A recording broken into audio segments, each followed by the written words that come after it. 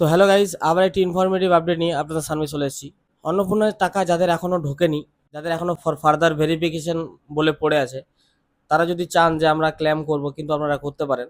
কিন্তু এখানে কিন্তু বলা হয়েছে যে ক্লেম যতক্ষণ না আপনার অ্যাপ্লিকেশনটা রিজেক্ট হবে ততক্ষণ করতে পারবেন না, বা আপনি যদি কোনো ভুল তথ্য দিয়ে থাকেন সেক্ষেত্রে আপনি ক্লেম করতে পারবেন। তার জন্য আমাদের মুখ্যমন্ত্রী একটা জিনিস কিন্তু আগে থেকেই বলেছিল যে 20 তারিখের পর কিন্তু মহিলা মোর্চারা আপনাদের বাড়ি বাড়ি যাবেন এবং জিজ্ঞাসাবাদ করবেন যে কারা পেয়েছে কারা পায়নি। আপনাদের অ্যাকাউন্টও চেক করবেন যে কারা পায়নি। তো যারা পায়নি তাদের আবার ভেরিফিকেশন করা হবে, তাদের আবার ক্লেম করা হবে, তাদের অ্যাকাউন্টে ঢুকবে। তো আপনারা অবশ্যই জানাবেন যদি কারোর বাড়িতে মহিলা মোর্চার কর্মী, আশা কর্মীরা আপনাদের বাড়ি গিয়েছে এবং ভেরিফিকেশন করছে, সেক্ষেত্রে আপনারা কিন্তু তাদের সাথে সহযোগিতা করুন এবং ভেরিফিকেশন করার সুযোগটা দিন। আর যদি সেরকম না গিয়েছে তাহলে আপনারা যতক্ষণ না ফর ফার্দার ভেরিফিকেশন থেকে রিজেক্টেড হচ্ছে বা অন্য কোনো স্ট্যাটাসে চেঞ্জ হচ্ছে ততক্ষণ আপনারা অ্যাপ্লাই করবেন না। এটা আমার নিজস্ব মত। যদি আপনারা এই মতে চলতে চান তো করবেন না, না হলে আপনারা করতে পারেন। সেটা অসুবিধা আশা করছি কিছু হবে না।